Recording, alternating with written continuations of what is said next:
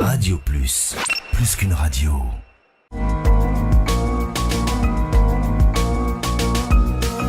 Puisque c'est le seul sommet mondial avec tous les acteurs non étatiques.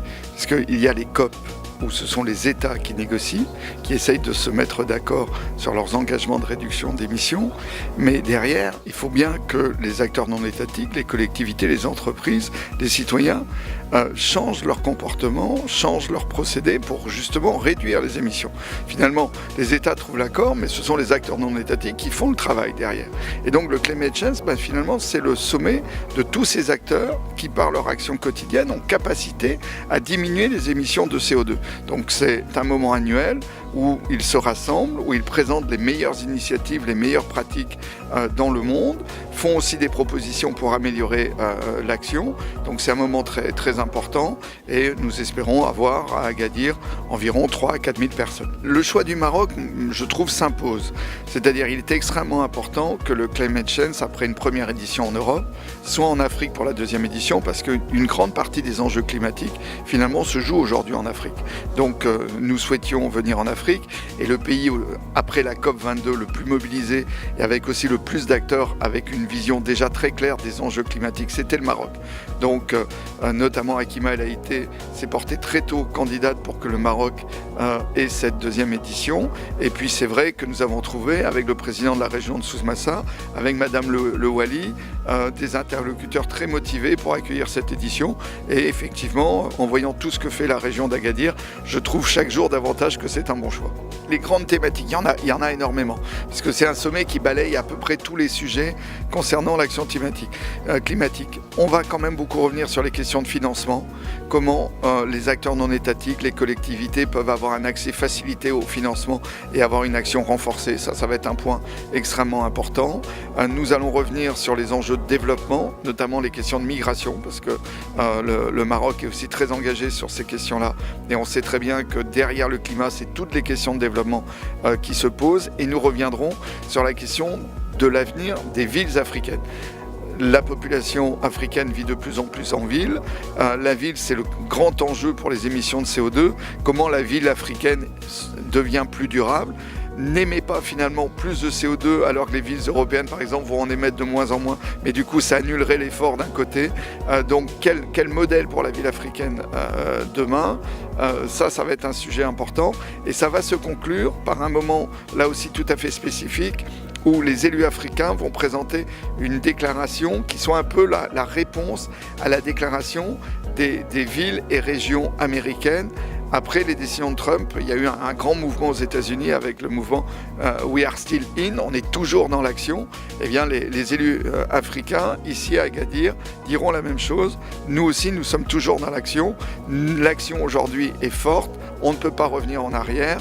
Il faut la renforcer, mais il n'y a plus de place pour l'immobilisme, il n'y a plus de place pour la contestation de l'enjeu de l'urgence de lutter contre le dérèglement climatique.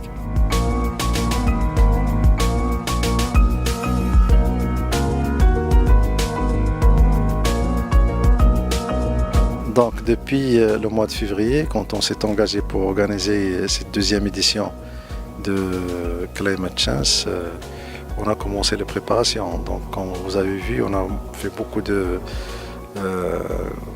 COS, donc de conseils d'orientation stratégique, de comités de pilotage. Donc nous avons mis en place toute une équipe qui s'est mobilisée au niveau de la région avec l'équipe de Climate Change pour préparer cet événement.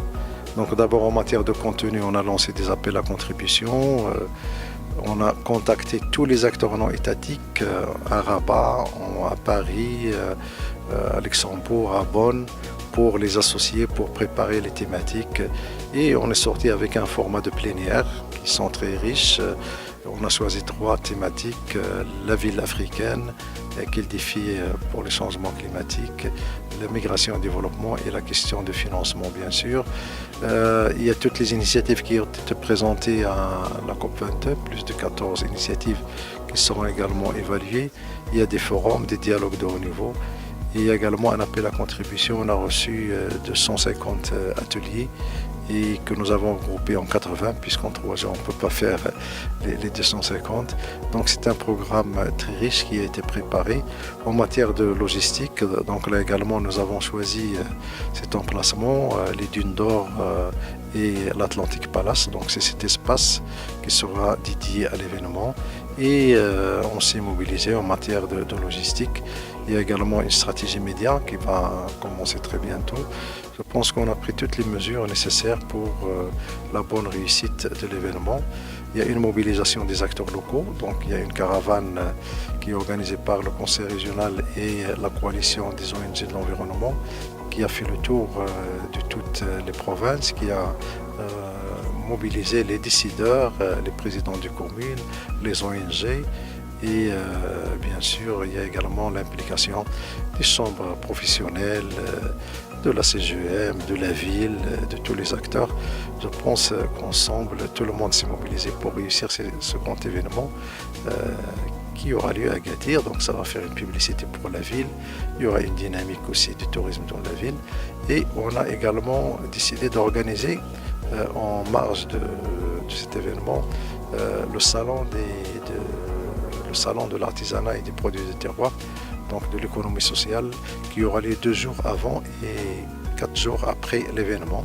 Donc c'est une occasion aussi pour la promotion de nos produits de terroir, de nos produits locaux, de notre artisanat, et l'occasion aussi pour les visiteurs, les participants, de voir notre artisanat et notre production locale. C'est également dans notre stratégie, dans la stratégie du pays.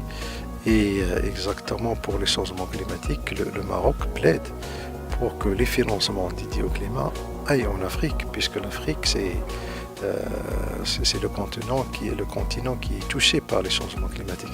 Et c'est pas lui qui a causé les gaz à effet de serre. Les gaz à effet de serre, c'est causé par les pays industriels qui ont beaucoup pollué.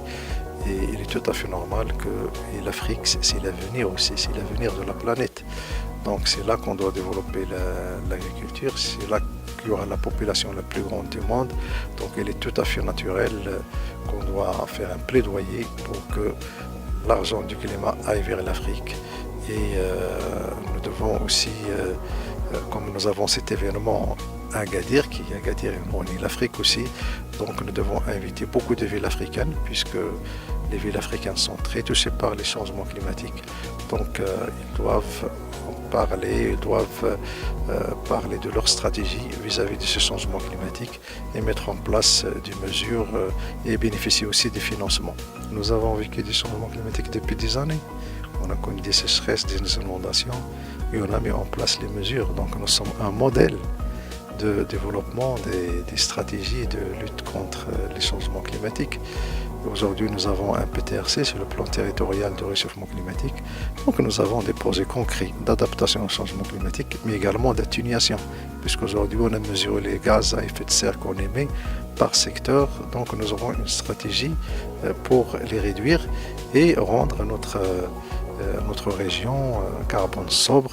Et donc, c'est aussi un marketing territorial. Quand on parle de développement durable, c'est quand on fait des actions concrètes pour assurer le développement durable.